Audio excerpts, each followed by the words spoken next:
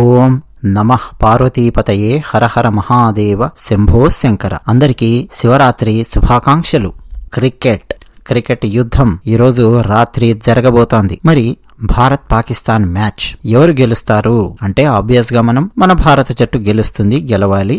ఇవన్నీ మన కోరికలు. మరి technical analysis, pitch analysis, match జరగబోయే ముందు ప్రీ అనాలిసిస్, ఇవన్నీ మనం ఈ వీడియోలో మాట్లాడుకునే ప్రయత్నం చేద్దాం. ఎందుకు అనంటే మ్యాచ్ చూస్తూ ఉన్నప్పుడు మన ప్రీ అనాలిసిస్ లో ఎంతవరకు మ్యాచ్ అవుతోంది, మ్యాచ్ అయిపోయిన తర్వాత ఒకసారి మనం బేరీజ్ వేసుకొని చూడొచ్చు. అలాగే మ్యాచ్ ముందు మనం చేసుకోబోయే ప్రీ అనాలిసిస్ వల్ల క్రికెట్ కి సంబంధించిన చాలా అంశాలు, టెక్నికల్ అంశాలు మనకు తెలుస్తాయి. That is the reason I'm doing a pre analysis అన్నట్టు. మా ఛానల్ నచ్చితే సబ్స్క్రైబ్ అవ్వండి, వీడియో నచ్చితే ఒక లైక్ కొట్టండి. మీ అభిప్రాయాలు రెగ్యులర్ గా కామెంట్ సెక్షన్ లో రాసి మాతో పంచుకుంటున్న ప్రతి ఒక్కరికి నేను ధన్యవాదాలు చెప్తూ ఉన్నాను. ఇక Bharat Pakistan T20 world cup match అన్నట్టు, పోయిన సంవత్సరం ఛాంపియన్స్ ట్రోఫీ కోసం భారత జట్టు పాకిస్తాన్ కు వెళ్లలేదు, మనందరికీ తెలుసు. మ్యాచెస్ దుబాయ్ లో జరిగాయి. ఆ మ్యాచ్ మనమే గెలిచాం. కాకపోతే ఆ ట్రోఫీ మనం తీసుకోవడానికి ఇష్టపడలేదు, ఎందుకంటే పాకిస్తాన్ వాడు మనకి ఇవ్వబోతున్నాడు కాబట్టి. సో ఆ ట్రోఫీని ఆయన తీసుకొని వెళ్ళిపోయాడు. ఇంతవరకు మనకు అది రాలేదు, ఛాంపియన్స్ ట్రోఫీ. దాన్ని అమ్మేసుకున్నాడా,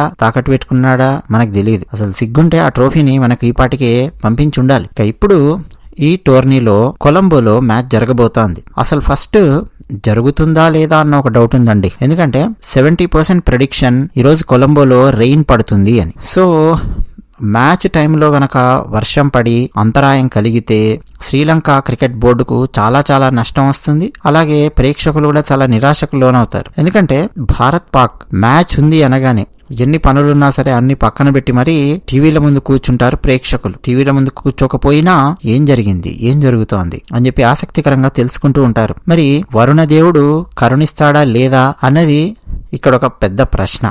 ఇక పిచ్ విషయానికి వస్తే, మ్యాచెస్ రెగ్యులర్ గా చూసే వాళ్ళందరికీ తెలిసే ఉంటుంది, కొలంబో పిచ్ అనేది స్పిన్ కు అనుకూలించే పిచ్. సో స్పిన్నర్స్ ఈరోజు కొలంబో పిచ్ లో దుమ్ము రేపబోతూ ఉన్నారు. ఎలా కావాలంటే అలా బాల్ ను ఆ కొలంబో పిచ్ లో తిప్పొచ్చు. అంత అద్భుతంగా స్పిన్ కు అది అనుకూలిస్తుంది. అయితే రెండు జట్లలో కూడా స్పిన్నర్స్ చాలా బలంగా ఉన్నారు. మన భారత జట్టులో వరుణ్ చక్రవర్తి అద్భుతమైన స్పిన్నర్, ఒక మిస్టీరియస్ స్పిన్నర్ మన జట్టులో ఉన్నాడు. లాస్ట్ 8 మ్యాచెస్ డేటా తీసుకొని చూస్తే 16 వికెట్స్ తీసాడండి లాస్ట్ 8 మ్యాచెస్ లో. That is not an ordinary feet and it's not a joke. Last 8 matches లో 16 వికెట్స్ తీయడం అంటే, సో అద్భుతంగా ఆ పిచ్ వరుణ్ చక్రవర్తికి అనుకూలిస్తుంది. మరి పాకిస్తాన్ లో ఏంటి పరిస్థితి? ఉస్మాన్ తారీఖ్ ఉన్నాడు, వాళ్ళ దాంట్లో అద్భుతమైన స్పిన్నర్. వరుణ్ చక్రవర్తి కొన్ని నెలల కింద జరిగిన ఆసియా కప్ లో పాకిస్తాన్ బ్యాట్స్మెన్ ను ఎలా మొప్పుతిప్పలు పెట్టాడో మనందరికీ గుర్తుండే ఉంటుంది. అన్నట్టు నెదర్లాండ్స్ తో జరిగినటువంటి ప్రీవియస్ మ్యాచ్ ఈ T20లో 2 ఓవర్లు వేసి 7 పరుగులు మాత్రమే ఇచ్చి 3 వికెట్లు తీశాడు వరుణ్ చక్రవర్తి. ఇక అక్షర్ పటేల్ ఉన్నాడు, కుల్దీప్ ఉన్నాడు. వీళ్ళిద్దరు కూడా స్పిన్ రెస్పాన్సిబిలిటీస్ తీసుకోబోతూ ఉన్నారు. అయితే పిచ్ను మైండ్ లో పెట్టుకుంటే ఒక పేసర్ ను తగ్గించే అవకాశాలు అయితే ఎక్కువగా ఉన్నాయి. అంటే హర్షదీప్ ను ఆడించకుండా కుల్దీప్ ను ఆడించే ఛాన్సెస్ అయితే ఈరోజు చాలా ఎక్కువగా ఉన్నాయి. ఇక మనం బ్యాట్స్మెన్ విషయానికి వస్తే అందరి కాన్సన్ట్రేషన్ అభిషేక్ శర్మ మీద ఉంది. T20లో స్టార్ బ్యాట్స్మెన్ అభిషేక్ శర్మ ఆడతాడా ఆడడా అనేది వేధిస్తోంది. సరే, ఆడతాడు అన్నటువంటి ప్రకటన వచ్చి రానట్టు వచ్చినప్పటికీ కడుపులో ఇన్ఫెక్షన్ ఉన్న కారణం వల్ల హాస్పిటల్ కి వెళ్ళాడు. కడుపులో అమీబియాసిస్ లాంటిదేదో ఉండి నమీబియాతో మ్యాచ్ కు దూరంగా ఉన్నాడు. ఇంకేదో కడుపులో ఇన్ఫెక్షన్ అనేది ఉంది అభిషేక్ శర్మకు. ఏం సమస్య వచ్చిందో తెలియదు. నిజానికి ఆటగాళ్లు ఎక్కడున్నా ఎక్కడికి వెళ్ళినా గానీ, ముఖ్యంగా మన భారత ఆటగాళ్లు అడ్డమైన గడ్డి, అడ్డమైన తిండి, రోడ్ల మీద దొరికే చెత్త ఏది పడితే అది, కోవా, బన్నులు ఇలాంటివి తినరు. నీళ్లు తాగినా ఏదన్నా తిన్నా గానీ చాలా పకడ్బందీగా అవన్నీ చెక్ చేసుకుంటూ ఉంటారు. మరి ఏం జరిగిందో తెలియదు. ఒక అభిషేక్ శర్మ మాత్రం కడుపులో ఏదో ఇన్ఫెక్షన్ వచ్చింది. అది ఫుట్బాల్ వచ్చిందా లేకపోతే ఇంకేమన్నా సమస్యనా తెలియదు గానీ నమీబియాతో మ్యాచ్ ఆడలా. అసలు ఆడడా పాకిస్తాన్ తో మ్యాచ్ అన్నటువంటి చర్చ ఉంది. ఎందుకంటే మన స్టార్ బ్యాటర్ ఒక్కసారి రంగంలోకి దిగి 10 ఓవర్లు ఉన్నాడంటే చాలు, ఎదుటివాడికి ఏ రేంజ్ డ్యామేజ్ చేస్తాడో మనందరికీ తెలిసిందే. అయితే ప్రాక్టీస్ లో అభిషేక్ శర్మ పాల్గొన్నాడు అన్న విషయము ఫోటోల ద్వారా, వీడియోల ద్వారా బయటకు వచ్చింది. సో ఉండే అవకాశాలే ఎక్కువగా ఉన్నాయి మ్యాచ్ లో. చిట్ట చివరి గంటలో మనకు తెలుస్తుంది అభిషేక్ శర్మ ఆడతాడా, సంజు శాంసన్ ఆడతాడా అన్నది. సంజు మీద పెద్ద నమ్మకాలు అయితే నాకు లేవండి. పదే అవకాశాలు ఇస్తున్నారు సంజుకు, కానీ అవకాశాలు దుర్వినియోగం చేసుకుంటూ ఉన్నాడు. అభిషేక్ శర్మ అద్భుతమైన ఆటగాడు అయినప్పటికీ లాస్ట్ 3 మ్యాచెస్ లో పర్ఫార్మెన్స్ ఏమి అంత అద్భుతంగా లేదు. డబుల్ డిజిట్ స్కోర్ కొట్టడానికి ఎందుకో కింద మీద పడుతున్నాడు. బహుశా అతని కడుపులో ఉన్నటువంటి ఇన్ఫెక్షన్, అనారోగ్యము అవన్నీ తోడవడం వల్ల అలా ఆడాడా అని చెప్పి నాకు ఇప్పుడు అనిపిస్తుంది. ఎందుకంటే లాస్ట్ 3 మ్యాచెస్ లో తన సహజమైన ఆట అభిషేక్ శర్మ ఆడలేదు. సో మరి కడుపులో ఇన్ఫెక్షన్, మందులు వాడుతున్నాడు, హాస్పిటల్ పాలయ్యాడు, బ్యాక్ వచ్చాడు. ఈరోజు రంగంలోకి దిగితే మళ్ళీ ఫుల్ ఫ్లెడ్జ్ తన ఫామ్ను తీసుకొని వచ్చి పాకిస్తాన్ ఆటగాళ్లను ఉతికారేస్తాడా లేదా, అది ఇప్పుడు ప్రశ్నార్థకంగా మారింది. అయితే అభిషేక్ శర్మ ఒక్కడి మీదే కాదు కదండి డిపెండెన్సీ. మరోపక్క ఇషాన్ కిషన్ ఉన్నాడు. తెలుసు మనకు ఇషాన్ కిషన్ స్టాండ్ అయ్యాడంటే ఏ రేంజ్ లో ఉంటుందో. ఐపీఎల్లో మనం చాలా సందర్భాలలో చూస్తాం, చాలా దూకుడు ఉంటుంది బ్యాటింగ్ లో. సో ఇషాన్ కిషన్ స్టాండ్ అయ్యాడంటే అద్భుతంగా ఉంటుంది. అయితే ఆసియా కప్ ఫైనల్లో చీల్చి చెండాడిన అద్భుతంగా ఒక బాధ్యతాయుతమైనటువంటి మిడిల్ ఆర్డర్ లో ఇన్నింగ్స్ ఆడినటువంటి తిలక్ వర్మ ఉండనే ఉన్నాడు. అంటే వికెట్ కాపాడుకుంటూ స్ట్రైక్ రొటేట్ చేస్తూ మిడిల్ ఆర్డర్ లో ఒక డీసెంట్ ఇన్నింగ్స్ ను ఆడగలిగే సామర్థ్యం ఉంది మన తెలుగువాడు తిలక్ వర్మకి. అలాగే సూర్యకుమార్ యాదవ్ యుఎస్ఏతో జరిగినటువంటి మ్యాచ్ లో సింగిల్ హ్యాండెడ్ గా ఎలా మొత్తం మ్యాచ్ ను టర్న్ చేశాడో మనందరికీ తెలుసు. ఫుల్ ఫామ్ లో ఉన్నాడు సూర్యకుమార్ యాదవ్. అలాగే హార్దిక్ పాండ్యా పించ్ హిట్టర్. మరోపక్క శివం దుబే, ఎక్కువసేపు శివం దుబే ఆడడు, కానీ ఉన్న తక్కువ సేపులో భారీ షాట్స్ కొట్టాలని చెప్పి ప్రయత్నం చేస్తాడు. రింకు సింగ్ తెలుసు మనకు, చాలా మ్యాజిక్ ఉంటుంది బ్యాటింగ్ లో. పించ్ హిట్టర్, బాది వదులుతాడు, కాకపోతే ఎక్కువసేపు క్రీజ్ లో ఉండడు. స్టిల్ మనకు మిడిల్ ఆర్డర్ లోను, లోయర్ ఆర్డర్ లోను చాలా అద్భుతమైన బ్యాటర్స్ ఉన్నారు. ఇప్పుడు రింకు సింగ్ గానీ, శివం దుబే గానీ, హార్దిక్ పాండ్యా దాదాపు 6th or 7th పొజిషన్ లో వస్తూ ఉంటాడు. ఒక్కోసారి 5th పొజిషన్ లో కూడా హార్దిక్ పాండ్యాని పంపిస్తూ ఉంటారు సిచ్యువేషన్ ని బట్టి. అంటే బ్యాటింగ్ లైనప్ మాత్రం ఇండియాది చాలా స్ట్రాంగ్ గా ఉంది. ఎవరైతే పాకిస్తాన్ తో ఆడబోయే మ్యాచ్ లో స్టాండ్ అయ్యి అద్భుతంగా ఆడతారో వాళ్ళు హీరో అవుతారు. ఆ రోజు వాళ్ళకి పేరు ప్రఖ్యాతులు కూడా చాలా వస్తాయి. ముఖ్యంగా భారత బ్యాట్స్మెన్ గురించి చెప్తూ ఉన్నాను. పాకిస్తాన్ మీద ఎవరైతే ఆడతారో నిలదొక్కుని వాళ్ళు డెఫినెట్ గా హీరో అవుతారు. లాంగ్ టర్మ్ ప్రేక్షకులు వాళ్ళందరినీ గుర్తుపెట్టుకుంటారు. ఇక పాకిస్తాన్ ఓపెనింగ్ బ్యాట్స్మెన్ విషయానికి వస్తే ఫరాన్ ఉన్నాడు, అయ్యూబ్ ఉన్నాడు. ఇద్దరు కూడా పాకిస్తాన్ కు బాగానే ఇన్నింగ్స్ ఫస్ట్ ఓపెనింగ్ లో నిర్మించడంలో సహాయపడుతున్నారు. అయితే వాళ్ళ మీద కంటే కూడా ఎక్కువ కాన్సన్ట్రేషన్ ఈరోజు పాకిస్తాన్ బ్యాటర్స్ లో వాళ్ళ కెప్టెన్ సల్మాన్ ఆగా మీద ఉంది. సల్మాన్ ఆగా చాలా బాగా ఆడుతున్నాడు. అలాగే బాబర్ ఆజం మీద ఉంది. బాబర్ ఆజం ఎక్స్పీరియన్స్డ్ బ్యాటర్, కాకపోతే టిక్కున్ బ్యాటింగ్ పెట్టేవాడు. ఒకప్పుడు కొంచెం మార్చుకున్నాడు, ఈ మధ్య స్టైల్ మార్చుకున్నాడు, ప్రయత్నం చేస్తున్నాడు. అంటే తన వికెట్ కోల్పోకుండా నిలబడి ఆడడానికి ప్రయత్నం చేస్తున్నాడు, తన ఎక్స్పీరియన్స్ వాడుతున్నాడు. అలాగే షాదాబ్ ఉన్నాడు. సో సల్మాన్ ఆగా, బాబర్ ఆజం, షాదాబ్ ఈ ముగ్గురులో ఎవరో ఒకరు స్టాండ్ ఇచ్చారంటే పాకిస్తాన్ కు భారీ స్కోర్ వెళుతుంది అన్న నమ్మకం పాకిస్తాన్ వాళ్లలో ఉంది. ఇక వాళ్ళ పించ్ హిట్టర్స్ విషయానికి వస్తే ఉస్మాన్ ఖాన్ ఉన్నాడు, ఫహీమ్ అష్రాఫ్.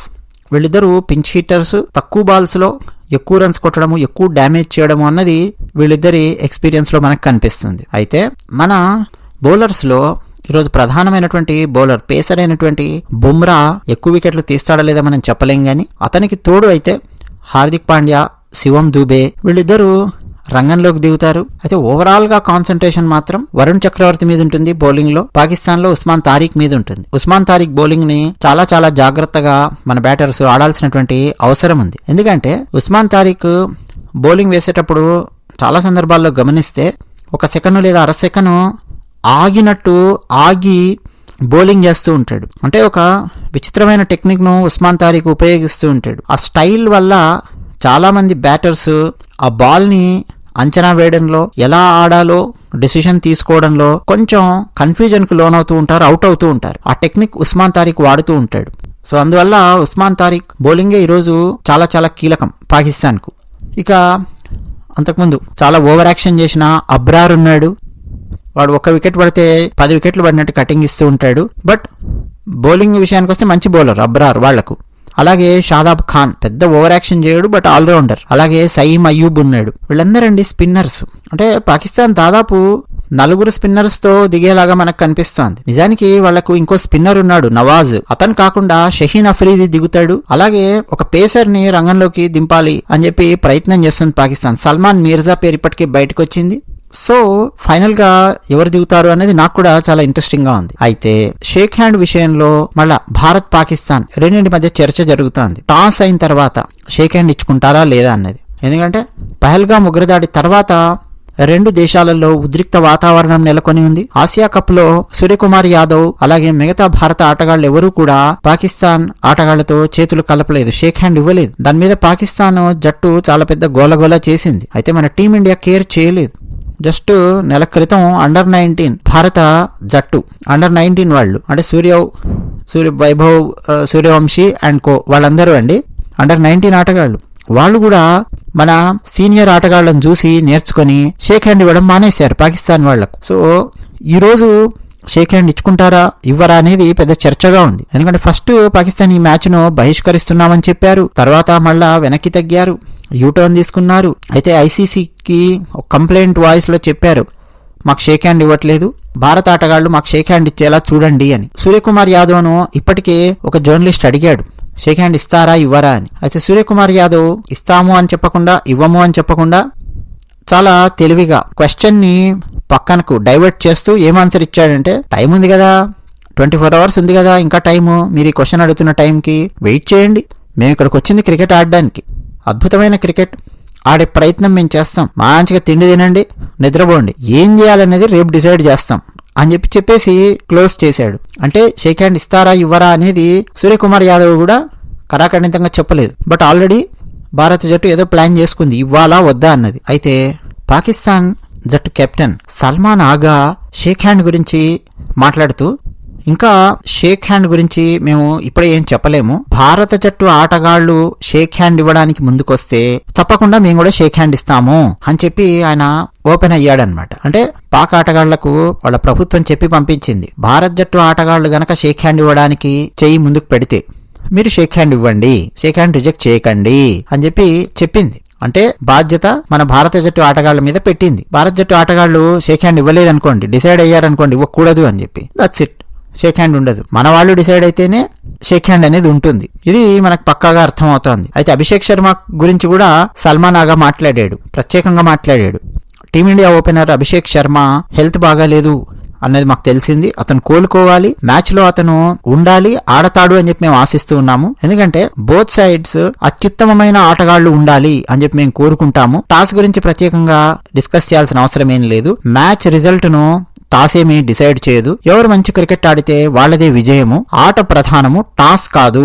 అయితే వరల్డ్ కప్ టోర్నీస్ లో మాకు భారత్ మీద మంచి రికార్డు లేనే లేదు.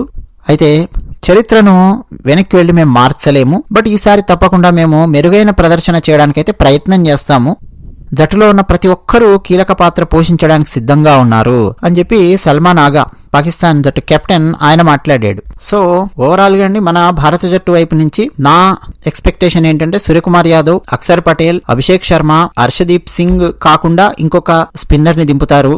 జస్ప్రీత్ బుమ్రా ఆబ్వియస్ గా మన మెయిన్ బౌలర్ ఉంటాడు, శివం దుబే ఆల్రౌండర్ ఉంటాడు, ఇషాన్ కిషన్ ఉంటాడు డెఫినెట్ గా, కుల్దీప్ యాదవ్ ను దింపే అవకాశాలు ఎక్కువగా ఉన్నాయి, సిరాజ్ ఉంటాడు, హార్దిక్ పాండ్యా ఉంటాడు, సంజు శాంసన్ ఉండకపోవచ్చు. అభిషేక్ శర్మ దిగాడంటే ఆబ్వియస్ గా సంజు శాంసన్ రాడు, రింకు సింగ్, తిలక్ వర్మ, వరుణ్ చక్రవర్తి వీళ్ళుంటారు. పాకిస్తాన్ లో వాళ్ళ కెప్టెన్ సల్మాన్ ఆగా, అతను ఆల్రౌండర్, అలాగే అబ్రార్ అహ్మద్ వాళ్ళ bowler, Babar Azam damn sure గా ఉంటాడు, ఫహీమ్ అష్రాఫ్ ఉంటాడు, ఫకార్ జమాన్ వాళ్ళ ఓపెనర్, అలాగే వాళ్ళ వికెట్ కీపర్ ఖ్వాజా ఉంటాడు, వాళ్ళ ఆల్రౌండర్ మహమ్మద్ నవాజ్, అలాగే సల్మాన్ మీర్జా, షాహిన్ షా అఫ్రీది, ఉస్మాన్ ఖాన్, ఉస్మాన్ తారిక్ వీళ్ళు పాకిస్తాన్ నుంచి దిగుతారు. ఈరోజు మెయిన్ గా అండి కాన్సన్ట్రేషన్ ఎక్కువగా భారత జట్టులో అభిషేక్ శర్మ దిగితే అభిషేక్ శర్మ మీద, ఎందుకంటే కాన్సన్ట్రేషన్ కూడా అభిషేక్ శర్మ మీదే పెడతారు వాళ్ళు తొందరగా అవుట్ చేయాలని. ఇషాన్ కిషన్, సూర్యకుమార్ యాదవ్ వీళ్ళిద్దరి మీద కూడా కాన్సన్ట్రేషన్ ఎక్కువగా ఉంటుంది. ఇక పాకిస్తాన్ బ్యాటర్స్ విషయానికి వస్తే ఫర్హాన్ ఒకడు, సల్మాన్ ఆగా ఒకడు, వీళ్ళిద్దరి మీద కాన్సన్ట్రేషన్ ఎక్కువగా ఉంటుంది ఈ రోజు. ఇక బౌలర్స్ విషయానికి వస్తే మన బౌలర్స్ లో వరుణ్ చక్రవర్తి మీద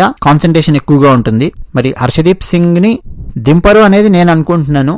కానీ స్టాట్స్ చూస్తే హర్షదీప్ సింగ్ వి పాత స్టాట్స్ అంటే లాస్ట్ 9 మ్యాచెస్ స్టాట్స్ చూస్తే 14 వికెట్స్ తీసాడు. స్టాట్స్ పరంగా చూస్తే హర్షదీప్ సింగ్ ని దింపాలి, కానీ పిచ్ పరంగా చూస్తే హర్షదీప్ సింగ్ ని దింపకుండా ఇంకొక స్పిన్నర్ ని దింపాలి. ఇది భారత్ జట్టు ప్లాన్. ఫైనల్ గా ఏం చేస్తారు, ఏం మ్యాజిక్ చేస్తారని మనకు తెలియదు. ఇక అబ్రార్ అహ్మద్, మహమ్మద్ నవాజ్ వీళ్ళ మీద కూడా ఈరోజు ఎక్కువగా కాన్సన్ట్రేషన్ ఉంటుంది బౌలింగ్ లో. ఎందుకంటే బౌలింగ్ స్టాట్స్ చూస్తే అబ్రార్ అహ్మద్ లాస్ట్ 9 మ్యాచెస్ లో 16 wickets, Mohammad Nawaz last 10 matches లో 16 వికెట్స్ తీశాడు. అయితే ఓవరాల్ గా అండి ఇప్పటి వరకు ఐసీసీ ముఖ్యంగా వరల్డ్ కప్ కు సంబంధించిన టోర్నీస్ అన్నింటిలో కనుక చూస్తే భారత జట్టే ఆధిపత్యాన్ని ప్రదర్శించింది. ఒకే ఒక్క మ్యాచ్ మాత్రమే 2021 అక్టోబర్ 24 దుబాయ్లో జరిగినటువంటి match T20 world cup match మాత్రమే భారత్ జట్టు ఓడిపోయింది. మిగతా అన్ని మ్యాచ్లు కూడా భారత్ జట్టు గెలిచింది. 2003లో శివరాత్రి రోజు సచిన్ టెండూల్కర్ కొట్టినటువంటి కొట్టుడు వరల్డ్ కప్ ఓడిఐలో 98 రన్స్ తో బాదినటువంటి బాదుడు క్రీడాభిమానులు ఎవరు కూడా మర్చిపోలేదు. శివరాత్రి అనగానే మనకు గుర్తొచ్చేది, క్రికెట్ అనగానే గుర్తొచ్చేది అదే మ్యాచ్, శివరాత్రి రోజు క్రికెట్ అంటే. ఈరోజు ఇంకెవరైనా ఒక బ్యాట్స్మెన్ ఆ రేంజ్ ఇన్నింగ్స్ గనక ఆడితే బాగుంటుంది. అలాగే మరి వరుణదేవుడు కూడా కరుణిస్తాడా లేదా అన్నది వేచి చూడాల్సిందే. మీ అభిప్రాయాలు కామెంట్ సెక్షన్లో రాయండి. ధన్యవాదాలు.